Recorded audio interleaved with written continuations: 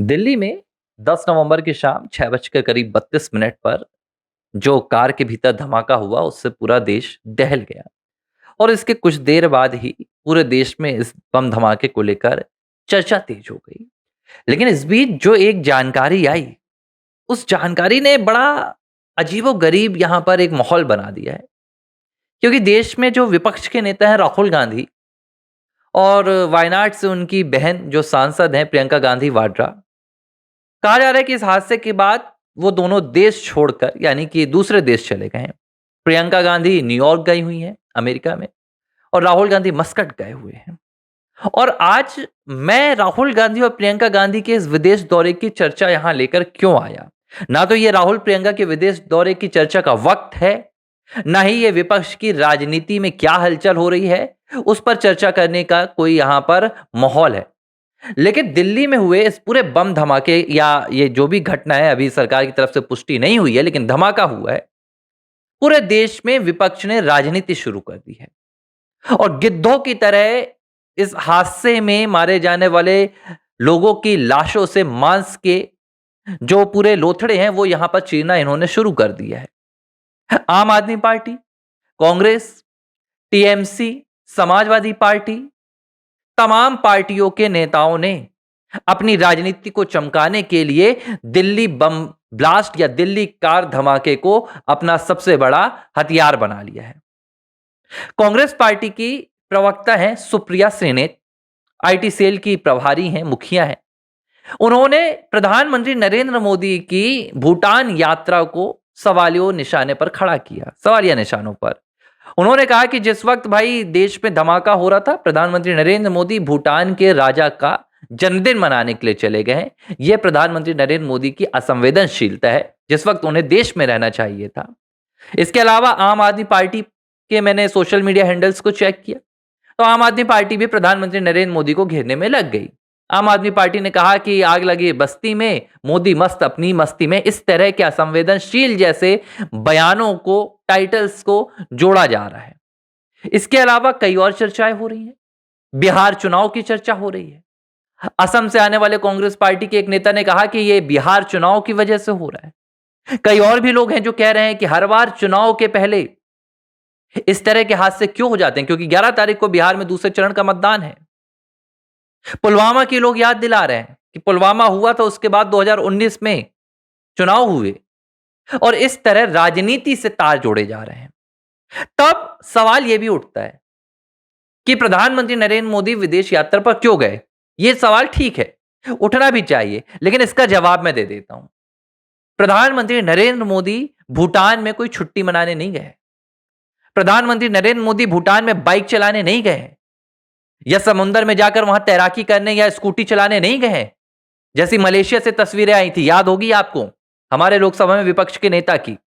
PM Modi की ऐसी तस्वीरें नहीं आ रही है। प्रधानमंत्री नरेंद्र मोदी एक रणनीतिक साझेदारी बनाने के लिए भूटान गए हैं, क्योंकि इसके पीछे भी एक बहुत बड़ा रणनीतिक कदम है।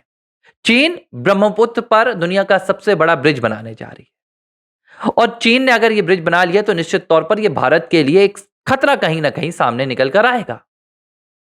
और ऐसे मौके पर भूटान पर जाकर प्रधानमंत्री नरेंद्र मोदी का भूटान के साथ संबंधों को मजबूत करना और इस रणनीति पर चर्चा करना देश की सुरक्षा के लिए एक अहम विषय है और जो पहले से नियोजित था, पहले से तय था। और जब प्रधानमंत्री नरेंद्र मोदी भूटान पहुंचे तो उन्होंने जो सबसे पहला बयान दिया, उन्होंने दिल्ली धमाके को लेकर ही दिया। पीएम मोदी ने यह भी कहा कि इसके पीछे जो भी षड्यंत्रकर्ता होंगे उन्हें बख्शा नहीं जाएगा और तह तक जाकर इस पूरे मामले की जांच की जाएगी। लेकिन प्रधानमंत्री कहां गए, क्यों गए, ये तो जानकारी आ गई। लेकिन भाई राहुल गांधी अचानक क्यों विदेश चले गए? प्रियंका गांधी वाड्रा उसी रात क्या देश में नहीं रुक सकती थी? इन्हें कौन सा सरकार का कामकाज आ गया? ये अपनी छुट्टी मनाने चले गए, ये अपना हॉलिडे मनाने चले गए? आखिर कौन सा ऐसा काम था? इसका जवाब ना तो कांग्रेस पार्टी दे पा रही है, ना तो ये दोनों देश के दिग्गज नेता दे पा रहे हैं। और ये पहली बार नहीं हो रहा है। लेकिन हम इस राजनीति पर नहीं जाते हैं कि कौन कहां जा रहा है, कौन क्या कर रहा है। लेकिन अगर देश में दुश्मनों ने कोई बड़ी साजिश को अंजाम दिया है तो कब तक ये देश बटकर लड़ेगा? पहलगाम के वक्त भी यही हुआ। पूरे विपक्ष ने कहा कि हम साथ देंगे, लेकिन धीरे धीरे विपक्ष देश के दुश्मनों से लड़ने की बजाय देश के भीतर देश की सरकार से लड़ने लगा। सवाल उठाए जाने लगे, पाकिस्तान के दावों पर भारत में चर्चा होने लगी। सेना पर सवाल उठाए जाने लगे कि भाई सेना ने क्या गवा दिया, 5 एयरक्राफ्ट गवा दिए, क्या गवा दिया। और यही अब दिल्ली धमाके को लेकर भी हो रहा है। वो आम आदमी पार्टी जिसके दफ्तर में आम आदमी पार्टी के राष्ट्रीय संयोजक अरविंद केजरीवाल ने पुलवामा के सबूत मांगने की स्क्रिप्ट लिखी थी, वो अरविंद केजरीवाल आज पूछ रहे हैं कि मोदी कहां है, मोदी अपनी मस्ती में है। हद तो यह हो गई कि दिल्ली में जो प्रदूषण को लेकर, एयर पोल्यूशन को लेकर एक छोटा सा वहां पर आंदोलन चल रहा है, धरना प्रदर्शन चल रहा है। लोग कह रहे हैं कि भैया ये धमाका उसके लिए हुआ ताकि यहां से ध्यान हट जाए। लेकिन इस मामले पर चर्चा कोई नहीं कर रहा है कि फरीदाबाद में जो 2900 किलो विस्फोटक सामग्री बरामद हुई, जिस डॉक्टर के घर से बरामद हुई, वो डॉक्टर कौन था, उसको शह कौन दे रहा था देश के भीतर, कौन उनको देश में बचा रहा था, इस पर किसी को चर्चा नहीं करनी है। गुजरात एटीएस ने जिन 3 आईएसआईएस के आतंकवादियों को पकड़ा, उनमें भी एक डॉक्टर है जो साइनाइड से भी खतरनाक जहर बनाने की, हजारों लोगों की मौत की कहानी रचने की पूरी कोशिश कर रहे थे। इन्हें आतंकवादी कौन बना रहा है? कैसे देश के प्रबुद्ध वर्ग में रहने वाले कुछ मुस्लिम आतंकवाद को अपना साधन बना रहे हैं, इस पर कोई चर्चा नहीं कर रहा है। यह बड़ा दुख का विषय है कि गिद्धों की तरह एक बार फिर से राजनीति शुरू हो गई है, लेकिन जब बात निकलती है तो वो दूर तक जाती है। प्रधानमंत्री नरेंद्र मोदी के विदेश दौरे पर कांग्रेस ने सवाल उठाया तो सोशल मीडिया पर लोगों ने उन्हें यह जवाब दे दिया कि ठीक है, मोदी तो गए हैं, भारत के हित के लिए गए हैं, लेकिन राहुल और प्रियंका भारत के कौन से हित के लिए न्यूयॉर्क और मस्कट गए हैं? कांग्रेस पार्टी के पास फिलहाल इसका कोई जवाब नहीं है। और चुनाव से तमाम आतंकी ब्लास्ट और इन तमाम चीजों की कहानी रची जा रही है। अब मैं आपको एक आंकड़ा दे रहा हूं, असलियत क्योंकि देश को सामने आना चाहिए, देश को पता होना चाहिए।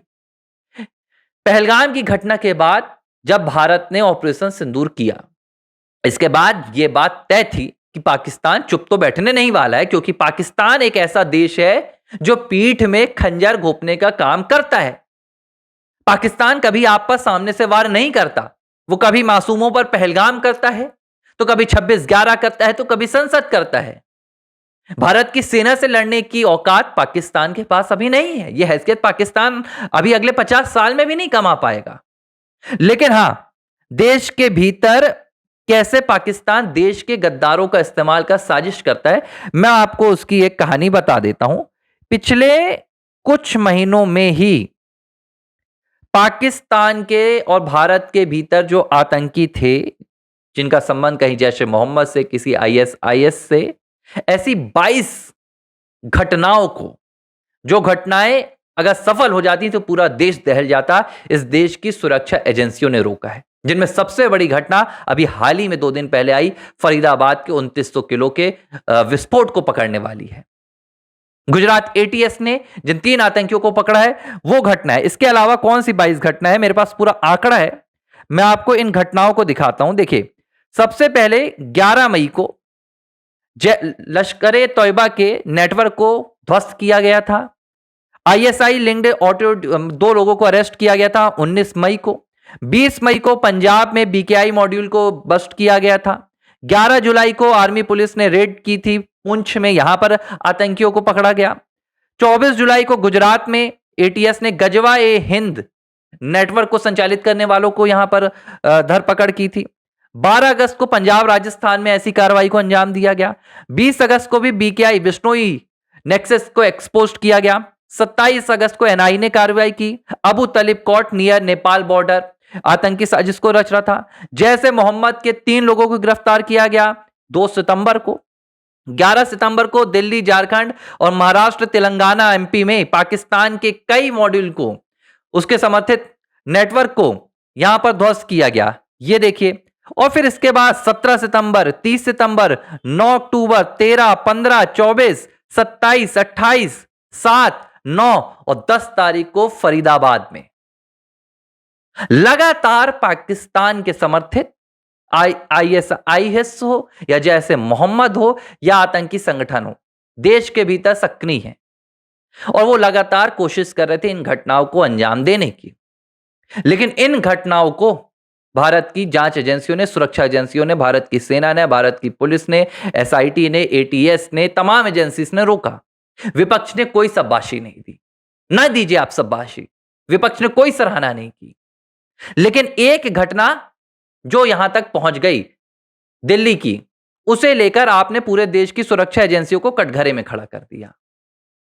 यह है विपक्ष का चेहरा कि अपने ही देश में इन्हें राजनीति करनी है, अपने ही देश की सेना को इन्होंने कसूरवार बनाना है, अपने ही जांच एजेंसियों पर सवाल खड़े करने हैं। हां, लेकिन आप कल से देखिए, इन घटनाओं पर मैं दावा कर रहा हूं, कांग्रेस पार्टी हो, टीएमसी हो, समाजवादी पार्टी हो, देश का कोई भी विपक्षी दल हो, फरीदाबाद की घटना पर अगर कोई ट्वीट आया हो, कोई स्टेटमेंट आया हो, कोई बयान आया हो, तो आप मुझे बताइए। गुजरात एटीएस ने जिन 3 आतंकवादियों को पकड़ा, जिनमें से एक डॉक्टर और पूरा यहां डॉक्टरों का लिंक निकल रहा है, विपक्ष का कोई भी यहां बयान आया हो, कोई भी ट्वीट आया हो, तो आप मुझे दिखा दीजिए। यह इनका दोहरा चेहरा बताता है। बहरहाल, इस पूरे मामले पर जांच एजेंसियां जुटी हुई हैं और षड्यंत्रकारियों को तह तक जाकर देश के सामने लाने का काम कर रही हैं। एबीसी हिंदी न्यूज, आज ही जुड़िए हर खबर के साथ।